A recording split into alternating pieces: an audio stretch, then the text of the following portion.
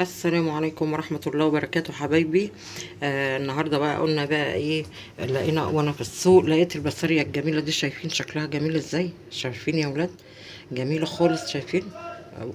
شايفين عاملة ازاي البسارية دي بقى؟ هقول لكم انا على حاجة. بس اول حاجة بتوع بابي ومامي وايه ويع وهي مش يع والكلام ده يركنوا على جنب، عشان انا هقول لهم على حاجة دلوقتي. البسارية دي بقى لو حد يعني يقول لك ايه ده، هي بتعمل جايبه السمك ده هتعمل بيه ايه؟ ده صغير قوي ومش عارفه ايه. اول حاجه السردينه دي ما بتكبرش عن كده. البسارية دي اقول لكم بقى بتوع بابي ومامي، البسارية دي اللي بتتعمل انشوجه. شوفوا احنا بنشتري علبه الانشوجه بتبقى بكام، غاليه قد ايه، وبتبقى فيها حوالي 8 وحدات او 10 وحدات من دول. ماشي، احنا بقى جبنا اهو كيلو على جبت كيلو اهو، علشان ايه هخليه لكم. اهو شايفين؟ شايفين جمالها؟ طازه وجميل. شايفين بتلمع ازاي؟ شايفين؟ فضه اهي. شايفين؟ اهي شايفينها؟ انا جبت كيلو علشان هنخلله، هنعمله زي بطريقه الفسيخ. شايفين الحلاوه؟ ايه رايكم؟ شايفين؟ شايفين فضه؟ اهو. انا قلت بقى ايه، جبت الكيلو ده. انا عجبني شكلها لانها طازه. شايفين؟ وجميله جدا اهي. شايفين جميله ازاي؟ شايفين جمالها؟ جبت كيلو وقلت ايه هنخلله. هنعمل بقى ايه دلوقتي؟ انا غسلتها طبعا، لان مش هتنفع تتخلل وهي مكان الايدين والكلام دوت، لازم تتشطب. انا شطفتها وحطها في مصفى وحط تحتها طبق لغايه لما ايه لازم تنشف من الميه بتاعتها خالص. لازم تنشف من ميتها خالص. وبعد كده بقى اما نيجي اما اجي اخللها هنعملها مع بعض. مش هقدر اجي جنبيها دلوقتي ولا اعمل فيها اي حاجه خالص غير لما تنشف من ميتها خالص. تقعد لها بقى 3 ساعات، تقعد لها 4 ساعات براحتها خالص. انا حاطه هي في المصفى، وحاطه تحت المصفى طبق اهو عشان تنزل ايه الميه بتاعتها. اول بقى ما تنشف من ميتها هوريكم انا بخللها ازاي. حبايبي اللي اول مره يشوفني ويعجبوا يعجبوا الفيديو يحط لايك ويشترك في القناة. ماشي يا حبايبي؟ وسيبوا لي تعليق. وتاني مرة اقول لكم اللي ما تعرفوش البسارية، يقولوا مثلا دي سمكة صغيرة، سمكة مش عارفة ايه دي يومينها. يعني هي بتظهر في الايام ديت، في اول الشتاء، ما بتبقاش موجودة طول السنة. فلو لقيتيها في السوق هاتيها واعمليها. شايفين الجمال؟ شايفين؟ فضة والله العظيم زي الفضة بالظبط. اما تنشف من الميه هنشوف هنعمل مع بعض ايه. بصوا يا حبايبي بقى، احنا سيبناه نشف اهو من الميه خالص. شايفين؟ سيبناه في المصفى نشف خالص من الميه، ما بقاش في ميه خالص اهو. وهنا بقى حطينا علبه بتاعه التلاجة، حطينا جواها شنطه كده نضيفه اهي. ومعانا هنا معلقه كركم اهي، ومعلقه بابريكا، ومعانا 3 معالق ملح خشن اللي هو الملح الرشيدي. بصوا الملح عامل، فاكرين الملح عامل زي السكر النبات؟ شايفينه اهو؟ فاكرين السكر النبات؟ ده ملح الرشيدي اللي هو ملح التخليل، اللي هو الملح بالبحر. ماشي. هنعمل بقى ايه؟ انا جايبه كيلو بسارية. هنحط معلقه كركم على معلقه بابريكا على 3 معالق ملح، وهنقلبهم كده مع بعض. هي دي الماده اللي ايه اللي هنخلل بيها. هنقلبهم حلو كده مع بعض اهو. وهنعمل بقى ايه؟ هنحط هنا في الكيس كده، هنا في الارضيه كده شويه. المفروض ان احنا بقى ايه هنعمل كده، نلعبطهم يعني كلهم اهو، عشان دي طبعا ايه صغيره وحساسه، مش هتنفع تتقلب ايه، نقلبها يعني بالايدين وكده عشان هتتهري مننا. شايفين اهو كده؟ اهو كده هنغلفها كلها من غير ما ايه، من غير ما نهريها.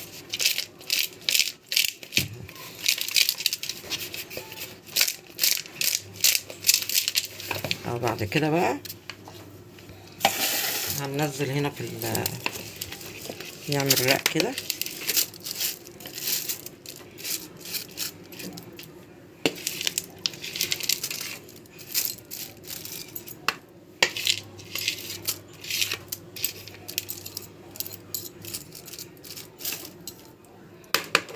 ونعصر ايه، ونعصر ليمون.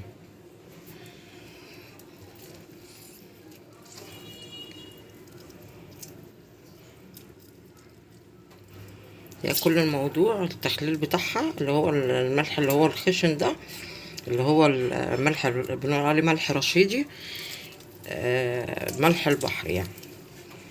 هو ده بس اللي احنا بنعمله، والكاري والكركم علشان مادة حافظة، هو والبابريكا. ماشي اهو. نحط بقى الباقي كده هنا اهو.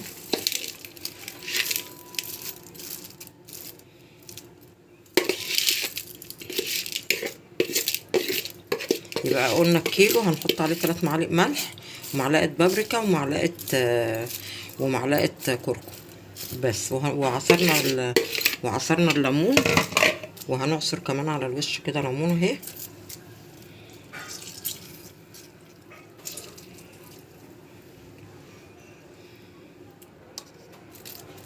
وهنحط بقيت ايه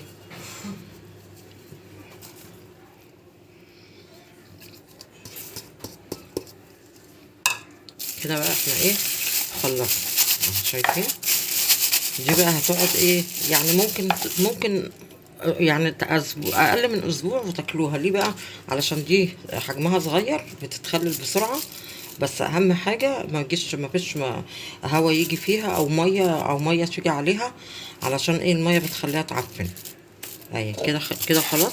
هنربط بقى عليها الكيس ونطلع منه الهوا اهو.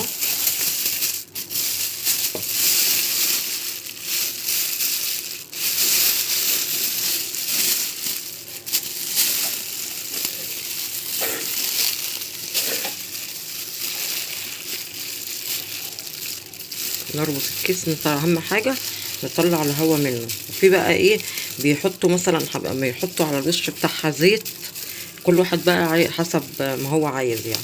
بس طبعا بتاع الفسخاني ما بيحطش الزيت على الفسيخ، هو بيخلله يعني. هي بتتخلل كده منها فيها شايفين. قفلناها اهي وطلعنا منها الهواء. اهم حاجه الهواء يطلع منها علشان ايه ما تعفنش اهي. وهنجيب برضه في الثاني وهنحط في قلب ايه الكيس ده كده ونربط برضه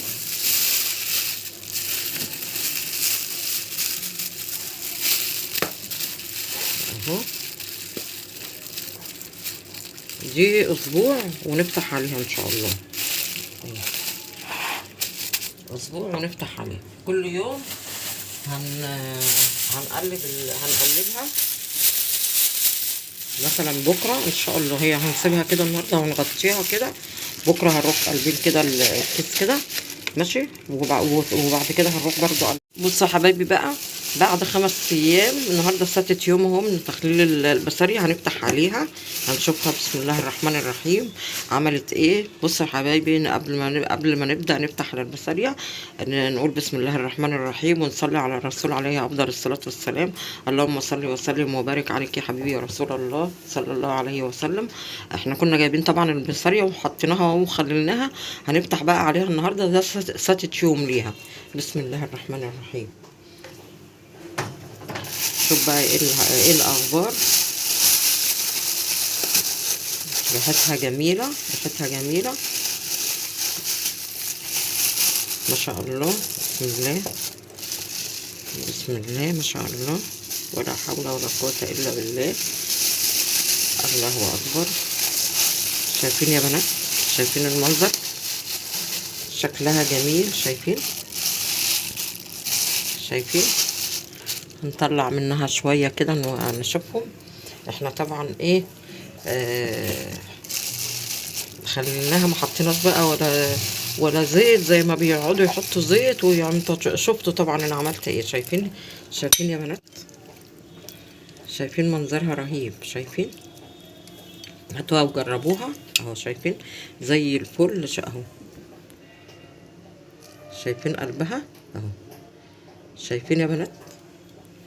اهي زي الفل. نعم. تحطوا بقى عليها طحينة، وتحطوا عليها تحطوا عليها زيت وليمون، تحطوا عليها طحينة، تحطوا عليها كده وحبة بصل بقى وكده، وبالهنا والشفا لكل اللي ياكل. والله ريحتها جميلة ومستوية وطعمها خطير. شايفين؟ يلا جربوها، حاجة رخيصة ومليانه في السوق دلوقتي الايام دي، جربوها. واللي لسه ما وصلش معايا، اللي وصل معايا لحد كده، لو عجبكم الفيديو حطوا لايك، واللي لسه اول مره يشوفني يشترك في القناه ويفعل زر الجرس عشان يوصلوا مني كل جديد. والسلام عليكم ورحمه الله وبركاته.